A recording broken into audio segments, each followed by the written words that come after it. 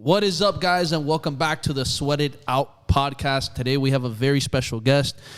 We're going to enter a really cool space, a space that's creating a lot of buzz, a space that a lot of people know about, a space that there's a lot of trending stuff going on in. There's a lot of hype, there's a lot of money, there's a lot of everything being poured into this, and also a place that a lot of people still don't know a lot about or have dipped their toes into. So we're going to have fun with this. He is a music artist, first off. He's the first ever CryptoPunk rapper, made nearly 200K in 60 seconds. Help us welcome Spottie WiFi. What is up, brother? Look at that. Look at that. Look, man. Let's go. Hey, I appreciate it, man. Thank you guys for having me. It's great to be here. Dude, it's a pleasure to have you on here. And, I appreciate you, making your time. And once again, I got to appreciate the look that you got going on today. Hey, thank you, bro. I gotta stay true to myself. I'm straight out of the Metaverse, so I like to keep it. I like to really embody my punk, when I can online digitally. That's it. Embody it. So let's talk about that a little bit. So is this something that now it's embedded as part of your everyday brand now? When you walk around, it's because I see it's the CryptoPunk rapper everywhere. So you've embodied this completely. Yeah, man, for sure. I mean, I am doxxed. So if you Google me, you could learn about my background, my government name, things like that. But Spottie, the character that I built is definitely something that I identify with. The reason I bought this particular CryptoPunk and not another CryptoPunk is because it has medium skin tone. I felt like I could relate to that. It wears a baseball cap. I could relate to that. And it has these spots on its face, which make it kind of rare. Not that I have spots on my face, but I wanted a punk that I could kind of relate to physically, but also had something rare about it, There's 10,000 total CryptoPunks. There's 124 that have spots. But I felt like this particular one was overlooked. Other ones that had a rare trait like that, they would sell for a lot more than what I paid for this one. And so I just felt like I could relate to that idea where we all have something about ourselves that makes us unique or makes us an individual, and the rest of the world might not love it. The rest of the world might say, oh, I don't want spots on my face to represent me online or that sort of thing, But that's just that's what makes my punk rare. And I feel like I've been overlooked for things in my past, or I've had people point at me and say oh, this dude is weird or this dude's goofy because he's into NFTs or he's into making a cartoon rap character. And it's man, that's just me. So that's how I personally relate to Spottie. And I think that's how a lot of people might be able to relate to this character. So I got two questions. Number one, how are you doing this on the computer right now? And then the second one is, are you exclusively rapping in the Metaverse? So the first question, I use, this is a snap lens. If you go on Snapchat and you see the lenses where you can make yourself look like you have rabbit ears or look like you have a mustache or whatever, or look like girls use it, or anybody can use it, look like they have a glow or, look like they have makeup on. It's that same technology. It reads my face, it reads my mouth movements. And, so I'm literally using the Snapchat desktop app. There's a Snap camera app for your desktop. And I could do the same thing on my phone. I could go into the Snapchat app, make Snapchats, things like that. Do I exclusively rap in the Metaverse? No, definitely not exclusively. I mean, that's the main reason why I came out and doxed myself, because I want to perform live in front of people. And I, as an MC, as a rapper, I take that very seriously because a lot of people might expect that oh, he's a Metaverse rapper, so he probably doesn't put on a good live show, IRL, and that's something I take a lot of pride in dispelling when people come to my shows. I have a lot of people that come up to me after a show and they're like, that was actually good, or that you can actually rap. It's thank you, I guess, that's low key. That's low key kind of tells me what you thought beforehand, But so my first album, which I put out in August, that was like a concept album where I'm rapping from the metaverse. I'm rapping as this character, Spottie WiFi, from the perspective of being in the metaverse. But now my new album that I'm working on is like Spottie crossing over into the real world. You know, so my first single from the album was a song called All Time High with Bun B, who's a legendary rapper. And we had a music video where I'm IRL, is my human face, you know, and we've done a lot of shows together and things like that promoting this album. And I'm working on a comic book where I kind of tell the story visually of how Spottie crosses over from the metaverse into the real world. Very interesting. So let me ask you, because, you know, the music industry is not an easy industry. And I know it's a tough journey for a lot of people, and only a few make it.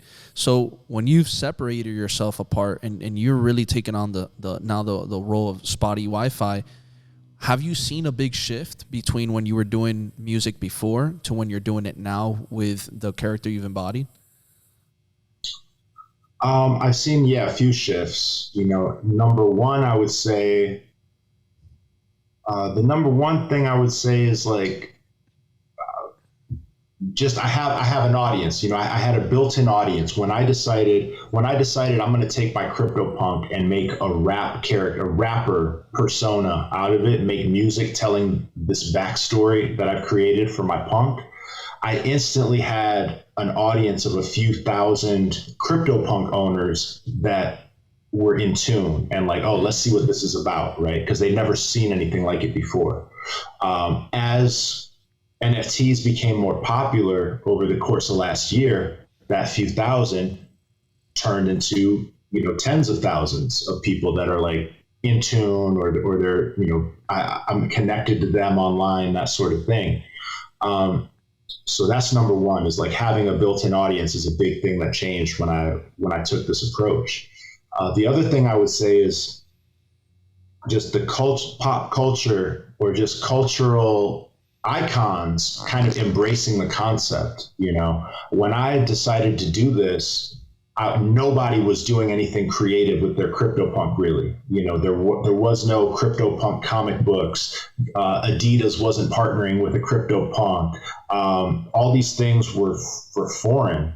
There weren't any Bored Apes yet. Like, when I put out my first song as Spottie, the Bored Apes hadn't even been announced yet. Wow. So I was doing something that was kind of, nobody had done it before or seen it before.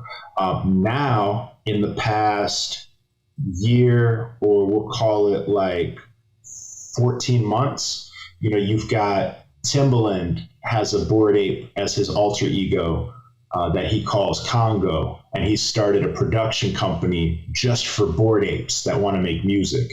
Snoop Dogg owns Death Row and is called it the first major label of the metaverse. Snoop Dogg has an alter ego, which is a Bored Ape named Dr. Bombay. And I've worked with the Death Row team, been on a few of their NFT mixtapes that they put out. You've got Universal Music Group has signed a licensing deal with 4 Bored Apes to create a group called Kingship. You know, so just these big players in music that all of a sudden this thing that I did started doing back in April of last year, and it was really novel and new, and a lot of people called it a gimmick or thought it was just goofy. Now it's like, okay, well, more major artists, Grammy winners, multi-platinum artists, they're entering the metaverse, and I'm here already, you know. So that's the first adopter. So listening to you, I think the industry is obviously going through a shift, and I don't know, I'm just thinking right on top of my head, but it's interesting the concept that you're doing, because you could be doing a live event and then doing a virtual event, and then you're also doing a metaverse event. And then as an entrepreneur, as an artist, now you have 3 different ways to create revenue for yourself, which I don't know if they're even doing that, because that would be pretty dope. You know, think about it, as an NFT owner like yourself, let's say you have like private access and you bring people in the back, and then the NFT world, they do the same thing in the metaverse. You can charge them as well. So there's a lot of different opportunities to make money here. You know, now that I'm listening to you and hearing you out, is that something that the industry is looking to get into? Or are they already into it? Bro, this is to me probably the biggest opportunity, the most immediate and sizable opportunity of the metaverse right now. It's like gaming and music. Video gaming, that's a no-brainer. We all understand like that's a huge metaverse opportunity, right? And video gaming is way bigger than cinema or music in terms of the revenue that it brings in as an industry. So that's number one, is video gaming. But I personally think right after it is music. Think about the Travis Scott concert in Fortnite. That's like to me, that's kind of a watermark moment or a landmark moment to us, where we see an immersive experience, a super dope concert, and it's all digital. It's all in a sort of metaverse, right? I just read a stat that 2 out of every 3 American kids between the age 9 and 12 play Roblox. You know what I mean? Like the young people are in tune with this already. This is not like a thing they need to be educated on, how they could be entertained by art or music or video games in the metaverse. So anyways, yes, this is something I'm super thinking about. I think Yuga Labs is clearly the number one company in NFTs right now, right? And they own the CryptoPunk IP. They own the Bored Ape Yacht Club brand. And what have they leaned into? They've leaned into music in a major, major way. I mean, they're like, I don't know his exact title, but they signed Guy Osiri. Guy Osiri works with them or for them, drumming up business and helping with strategy. Guy Osiri, who is that? Well, he manages Madonna and U2 and the Red Hot Chili Peppers. Who are the number one influencers that Bored Apes are becoming popular with? It's like Future, Lil Baby, Justin Bieber, Madonna, it's like, and of course actors and other celebrities, but it's like DJ Khaled. It's all these, a lot of musicians, So I personally think gaming is 1A in terms of metaverse opportunities, and music is like 1B. And I personally think I'm very lucky and in a fortunate situation where I was early. I'm doing it at a level that I think is pushing boundaries, and I'm doing it with a CryptoPunk, which happens to be something that Yuga Labs is highly interested in, seeing do well. So it's something I think about a lot. So Spottie, let me ask you something, man, because I think, the NFT space is a really interesting space, as long as followed the crypto and metaverse space. But, you saw early on when NFTs came out, everybody came out, wanted to do their own NFT projects and try to become a blue chip NFT like Bored Apes, Crypto, all these other ones. And then you're seeing now lately, there's a lot of failed projects. There's more failed projects than there is blue chip or successful projects. And you're seeing a trend of that going on. But what you're doing is different. And my question for you is, do you see more upside in the future going into getting an NFT that already works? It's a blue chip, something that's already established as a brand, and now you own that specific NFT. Now you can turn it into your own brand because you own it the same way that you have it with Spottie WiFi. Do you see more upside in the future going with that? That being the future of how you handle NFTs is more making your getting your NFT and turning it into a brand, into apparel, into this, into the other stuff, versus you creating your own NFT project and trying to have success with it. I think that right now we're just scratching the surface of what an NFT can be or what an NFT will be in the future. I think right now we stumbled sort of into this era where profile pictures are the dominant sort of NFT collection, right? I mean, it's literally the biggest utility of, if you looked at like all NFTs and what are they mostly being used for right now, certainly the most popular ones are mostly just profile pictures, PFPs.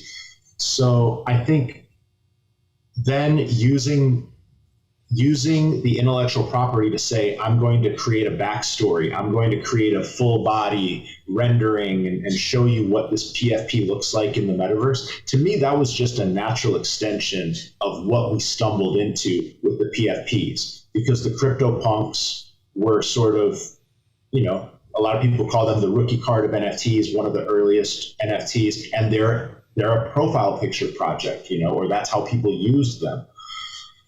Does that mean that I think this will be the dominant use of NFTs, that people will buy into a brand like the Bored Apes, hoping that they're buying into the next Disney? I don't think that'll really be the dominant use case necessarily. I think we're just scratching the surface. I think that there are going to be a lot of billion-dollar ideas that come out of NFTs that we can't even imagine yet. And probably profile pictures will look back as though this was like the cave people drawing on the walls. This was us learning and experimenting in the very early days. It's crazy because I think the government's ready to pour into this. I think they're just trying to wrap their head around it, because think about it. If you create NFTs of social security cards, instead of giving a real card that can be stolen or manipulated, you give them an NFT of somebody's social security number, which it's an interesting concept, because then you can change your avatar. Maybe the government can control it, but then we have to think about it, because one thing that concerns me about the metaverse, and I talked to Anthony about it, is I don't know. It's like picking the worst of two evils, but I don't know how I feel having Facebook or Microsoft being the ones dominating the metaverse, having these corporations, right? I don't know. What's your thoughts on that? I think it's a little bit, there has to be something in there. Because then is it really free? Because we're basically going to be owned by them. Well, they already own all the data. Yeah, they own the data. Right. Okay, I have a lot of thoughts on this. First off, I agree with you. Social security cards, health records, or, licenses, diplomas, all sorts of things are going to be NFTs. I really think anything that you would get a paper receipt for nowadays, eventually you'll have the option to get an NFT for it, because that vendor or that merchant that you're shopping with, that gives them the most efficient sort of opportunity for a loyalty program or a rewards program that they could ever imagine. And as a consumer, I would rather give you a wallet address than give you my name and my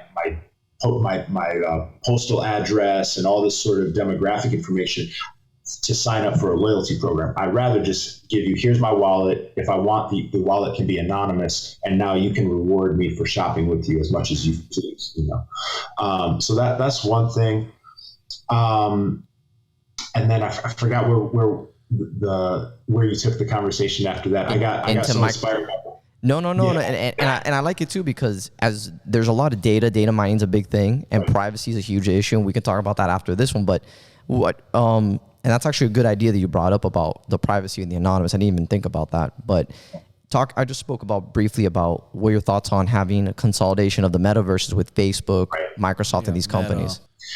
Man, I think that it's definitely not ideal. These companies, like you said, or what I think about when you ask that question is, these companies like Facebook or Meta, we are their product. Our attention and our data is their product.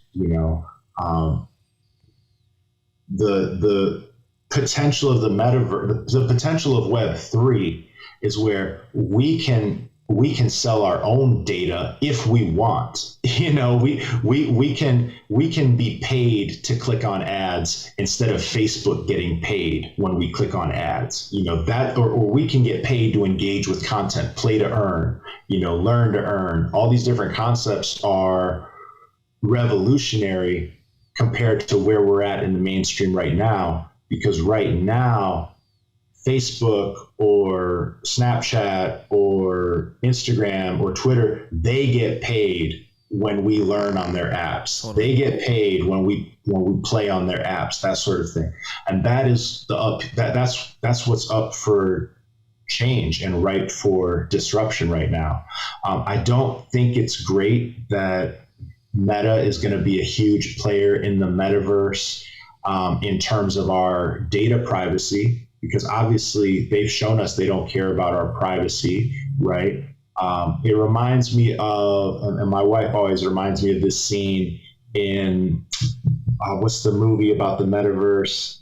Ready Player One. Yeah. In the movie, and I haven't read the book, but in the movie they talk about, we can fit 90x% of the screen with ads before people start to have a seizure. You know what I mean? And that's like their measuring stick, you know, and that's how it is for real at these Web2 companies. It's like, how many ads can we put on a page?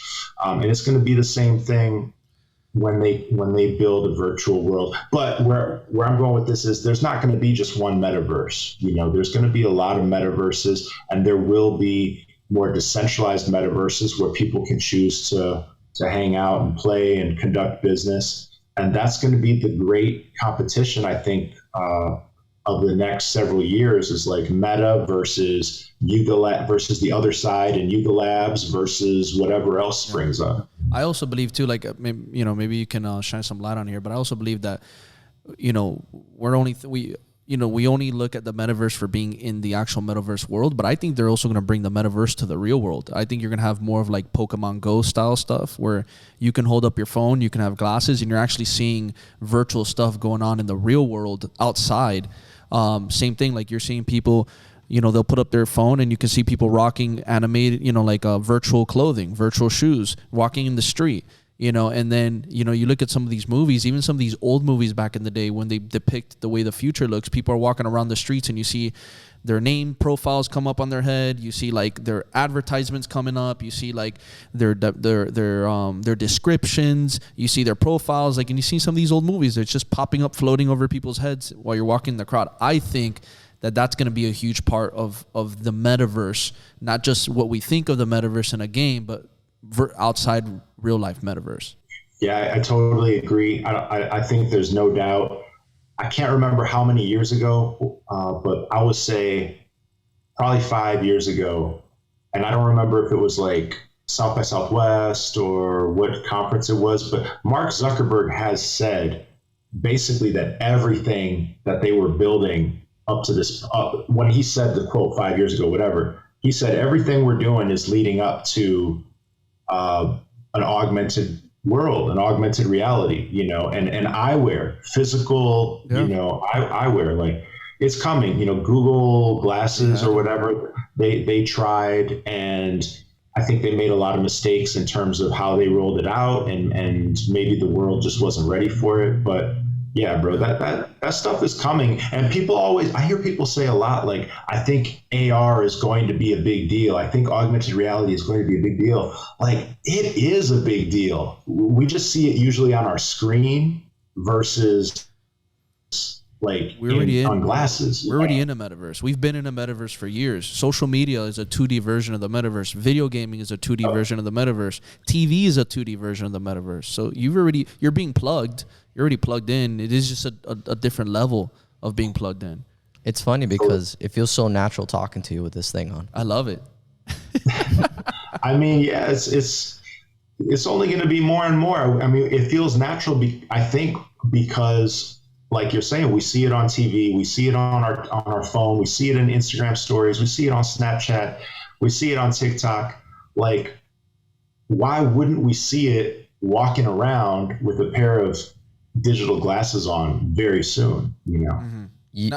Now here's the difference. I was going to say, have you conducted business like this already?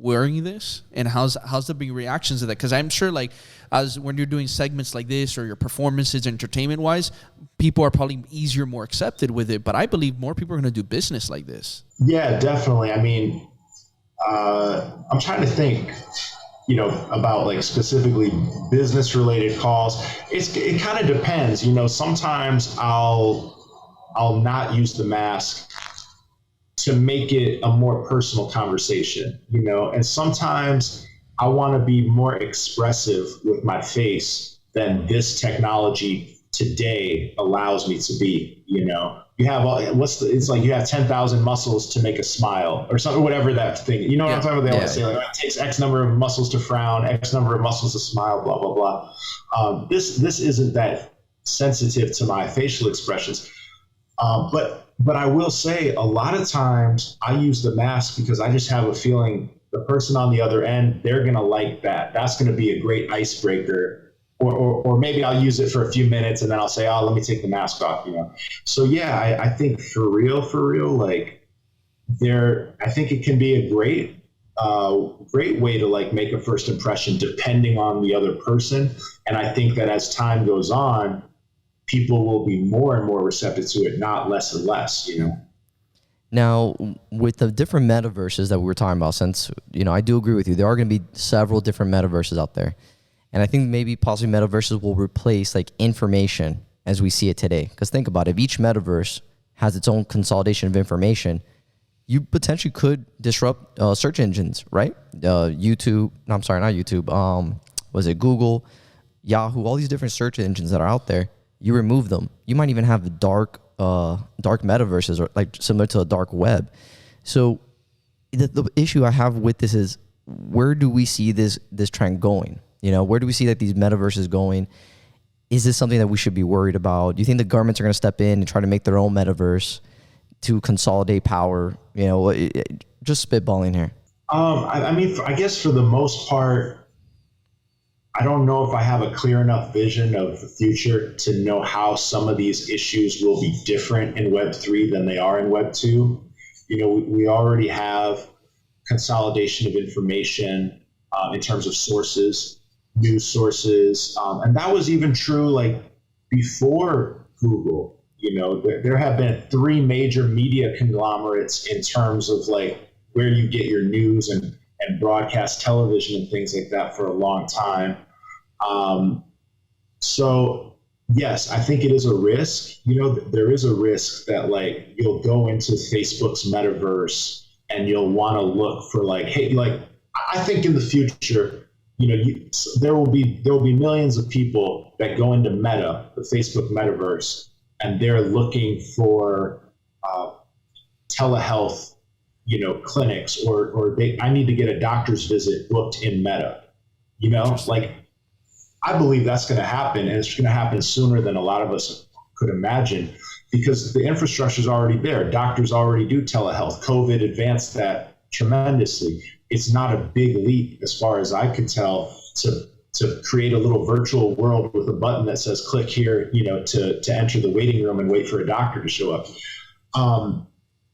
So the more centralized that entity is, the more centralized Facebook is, the more control they'll have over which doctors are available to you, right? Or which different resources are going to show up when you go around searching in their platform. But I don't know if that's really a fundamentally different thing than we experience right now when we use a platform like Facebook or when we use a platform like Google. You know, I only see more opportunity for decentralized groups and decentralized platforms to offer an alternative. Well, it's like, you know, when you go into like Meta and Google and Microsoft, some of these building their metaverses, now the conversations, are they going to be doing what you see some of these social media accounts are doing, where they're preventing people from having some of that freedom of speech? You know, are you getting put in a metaverse jail? And now when you get into your metaverse goggles, you're literally in a metaverse jail until whatever time you have to serve. Can that happen? Who knows? Let's take a step further. That could possibly be like that. You know, when it comes to some of these, you know, more controlled, platforms like social media's companies that already have been doing that on social media. Who knows? Feels like Black Mirror, man. I don't know if you've seen that show. Yeah. I mean, it can be very dystopian. I guess the biggest change to me when I think about that dystopia versus today's dystopia is it'll just be that much more immersive. You know, if you know my generation, I grew up. I remember, you know, I didn't have the internet until probably early high school or maybe late middle school, something like that. You know, I remember what it was like to like use a phone book, have a landline, write down directions before you left, you know, the house, that sort of thing. Today, there's a whole generation of people younger than me that they don't remember that sort of thing. And tomorrow, there will be a whole generation that doesn't remember using like, there'll be a whole generation that doesn't remember what it was like before virtual reality, before augmented reality, you know? So it's, to me, it's like the risk of centralization is going down. Actually, it's just that the centralized platforms will become more immersive. that much more dangerous, I guess, you know. Well, people are born into this stuff now, you know. Look at kids who know how to use their phones better than their parents. You know, like you get that happen, you know. So the way I look at all this stuff is I look at things as tools. I tell people all the time, you have to look at the things as tools to help you enhance your life, your lifestyle, your business, your communications, your network. I think the bigger problem is the people who are going to use this as scapegoats to deal with their real life problems. And they're using this as scapegoats to hide and cover things that they're really going through. And, you know, using this as a tool to just cope. You know, and I think that you're going to see a lot of people use it that way too. The same way people will use it for the benefit for actual growth, scalability, you know, interaction, networking, which again, there's going to be people who use it as a tool, and then people who use it as, no, this is my life. This is how I deal with the shit I don't want to deal with outside in the real world. I think that's where the problem's going to be with the way people handle it and use it. Yeah, you know, you remind me, this conversation reminds me of, man, this is, a lot of people probably don't like him in the NFT world because he definitely doesn't like Ethereum and stuff. But Max Kaiser, you know, Max Kaiser is a big time Bitcoin maximalist, and I'm not a Bitcoin maximalist, but I do think Max Kaiser is entertaining. He talks about, like, he calls it the casino gulag, where like the economy is going to shit. We don't build anything anymore. The value of currency is getting hyperinflated, and in the future we'll all just be at a desk or in a headset clicking on ads and, you know, playing fucking mobile games to earn, you know, government cheese, you know, stuff like that. And I think, yeah, there's, like you're saying, there's people that will use it to cope. There's people that have addictive personalities. There's people that go and they get a paycheck and they go immediately to the casino, right? And you see them sitting at the casino, and it's really depressing.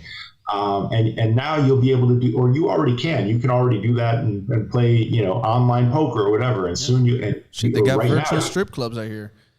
Virtual strip clubs. You could go to the Decentraland casinos right now, you know, and do all that.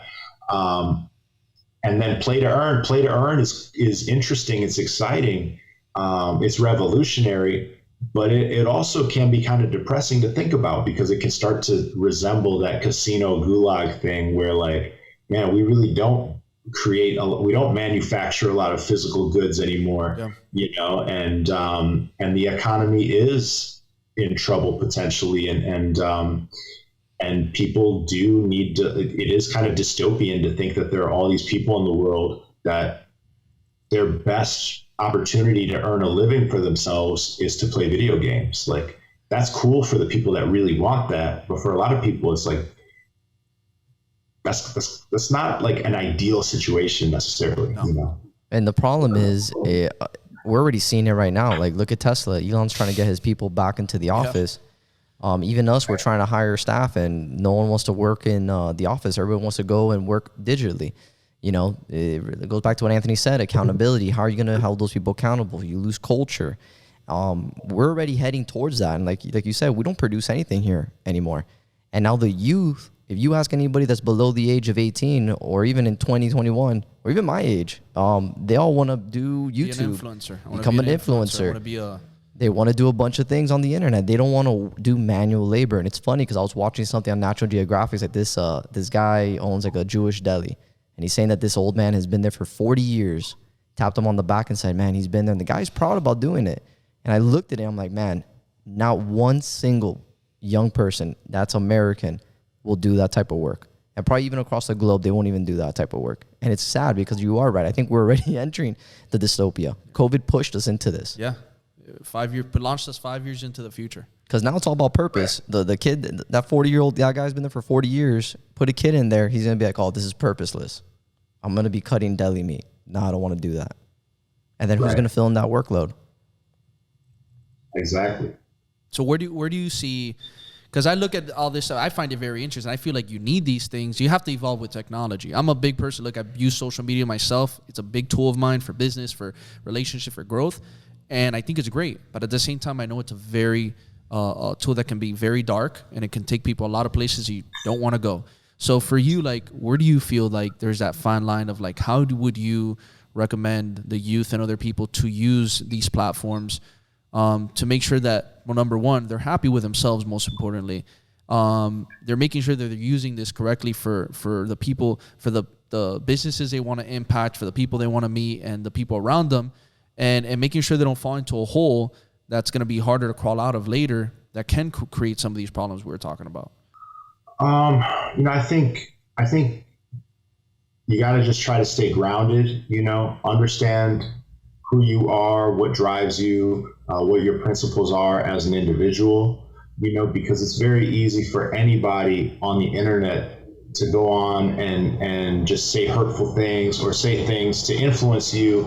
And a lot of times you have no idea what this person's actual background is, what their resume is, if they're trustworthy, if they are experienced or know anything about what they're saying to be in a position to offer you criticism or feedback or judgment,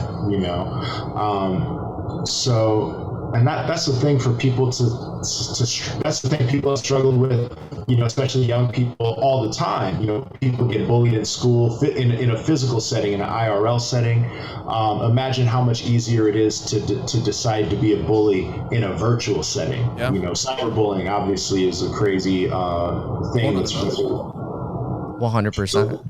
So it's already a real problem, and it's only going to get worse because all of a sudden, as we go from 2D to 3D, as we go from Web 2 to Web 3, people can be more anonymous and they can be more engaging in the sense of like, I could literally get up in your face in the metaverse. You know what I mean? So I think you just got to stay grounded. You got to remember, this is all just pixels on a screen, and it can be a lot of smoke and mirrors. Don't you're here on the internet.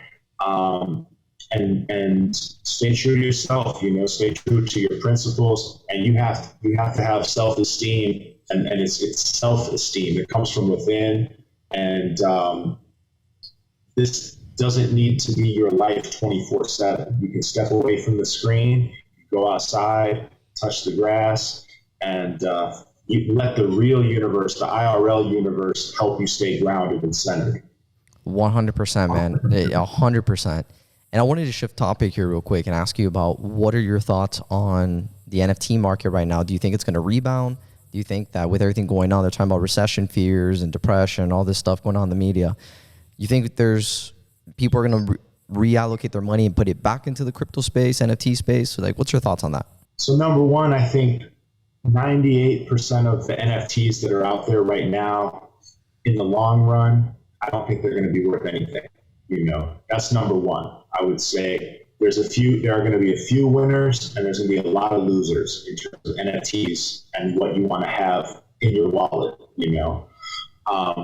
There's a lot of hype out there right now, and a lot of these projects won't be around in a few years. Yeah. The developers will move on to something else, or they'll disappear, or whatever. But there will be tremendous opportunity for those winners, for that 1 or 2%, that are sustainable and have longevity. There'll be huge opportunities. In terms of the market in the immediate future, I worry more about the global economy than I do about like NFTs specifically. This whole thing is the whole global economy to me is basically a Ponzi scheme. We live in a world full of kleptocracies where governments and officials and politicians are really just paid to steal from us.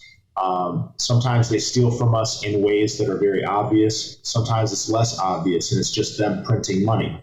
When they print money, they're diluting the money that you and I already have in the bank or under the mattress. So that's a very clever way to steal value from us, is to print more money.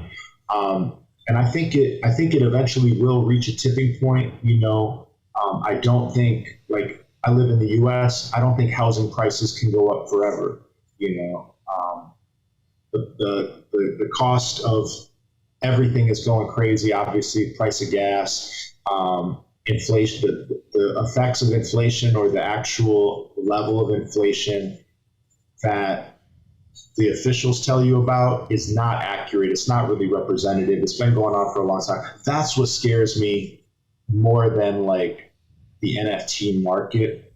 volume going down or things like that. Because I think in the long run, we're at such an early stage of NFTs that like I think it's a great place to be right now, you know.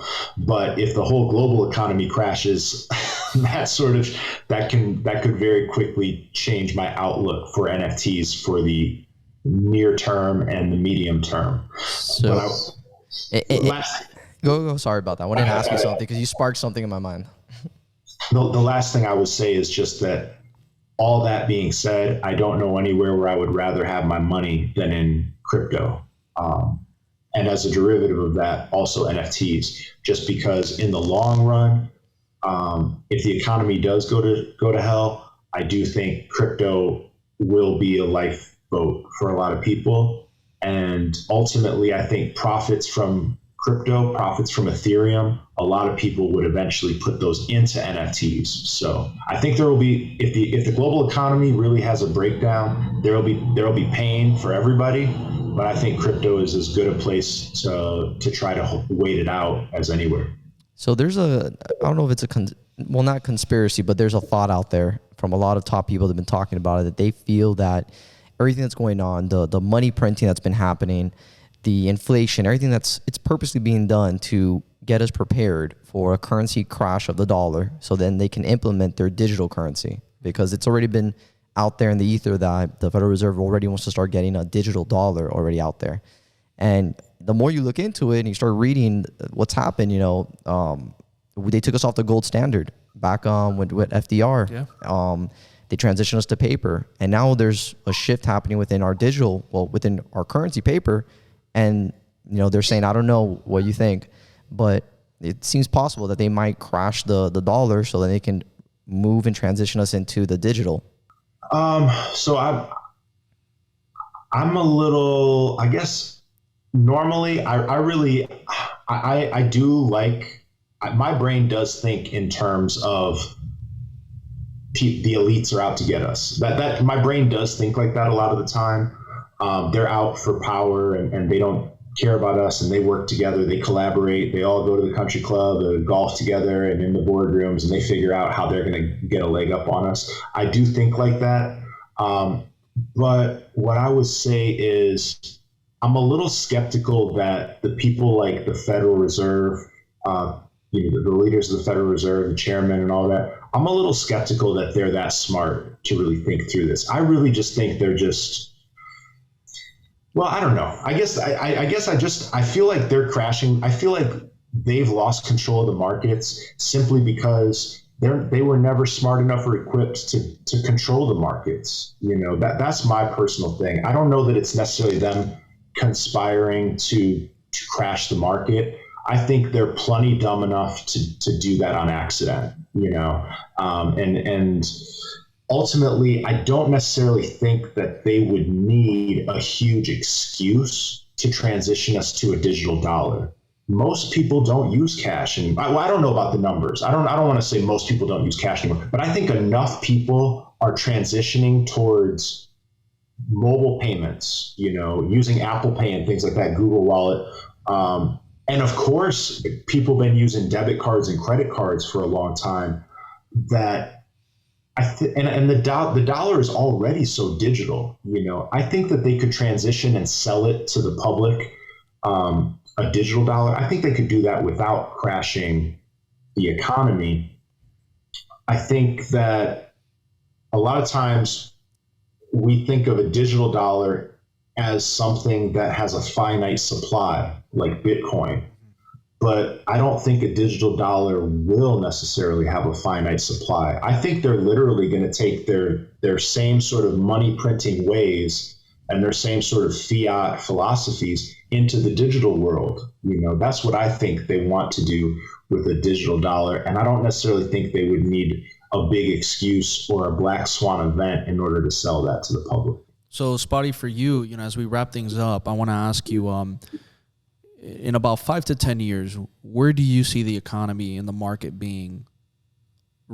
As far as what do you feel is going to happen, and then what do you want it to happen? What do you want it to be? Where would you like to see it?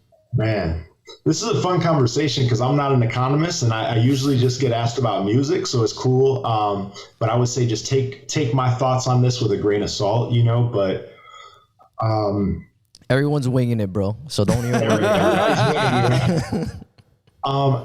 I mean, I do think it's inevitable that at some point something has to give. Like, you can't just print your way out of the debt that we're in. So I think it is possible in the next 10 years, you know, there'll be a depression, you know, not just a recession, but like a depression. You know, I think that's possible. I think hyperinflation really could come. You know, I really, look, man, you know, think about a generation ago. You know, I remember going, looking at houses with my parents, you know, in, let's call it like 20 years ago, you know, and we were like a lower middle class family, right? If we were going to look at $100,000 house, it was a nice house, you know. Yeah. It's not a mini mansion, not like today, but it was a nice house. Like $100,000 would get you a nice house in Rockford, Illinois, where I grew up. I don't know what the prices are in Rockford right now. I just know that for most of the people in my generation, like, we can't even pay off our student debt, let alone buy a house. It's crazy. Let alone buy a house, you know? Buying a car, bro. Well, now it's crazy with the supply chain because of COVID and everything. You can't even find a car, let alone buy a car. You know what I mean? So in the next 10 years, bro, it could be like crypto, bro. Crypto. I think it's very possible that the people that have crypto right now it will act like a lifeboat for what's coming. I think it's super possible. And I just hope that, I hope I'm wrong about that. You know, I hope somehow the people that are way smarter than me figure out how to save the current system. But I don't know how. I don't know how you just print money and get out of debt that way. Well, Spottie, I got to say, brother, I appreciate the value, the insight, the creativity that you've brought in, you know, for yourself and for many others, and for today on the podcast, brother. And I just want to say thank you so much. I know Bryan might want to say something else too, but just personally, thank you for coming on here and, you know, sharing your time with us. Hey, it's my pleasure, guys. Thank you so much for having me. It's a super fun conversation. It's great to speak with you. Same, brother. Where can people find you? Where can they connect with you? SpottieWiFi.com, man. And on all social platforms, it's just at Spottie WiFi. Love it. SPOTTIE. Awesome. You guys heard that. And in one single sentence, brother, what's the biggest piece of advice you can leave off to all our listeners today? Believe in yourself and do your own research. Amen. Boom. You guys heard it. Make sure to believe in yourself, do your own research, and then apply. Guys, if you got value out of this podcast, I'd appreciate if you go ahead, show Spottie some love, grab something you learned from today, put it into application right now, not tomorrow, not the next day, but right now, so that we can start changing your life and moving forward. And if you did get value, please like, comment, subscribe, share, rate, review, because the more love you show us, the more love we can show back. Till next time on the Sweat It Out podcast.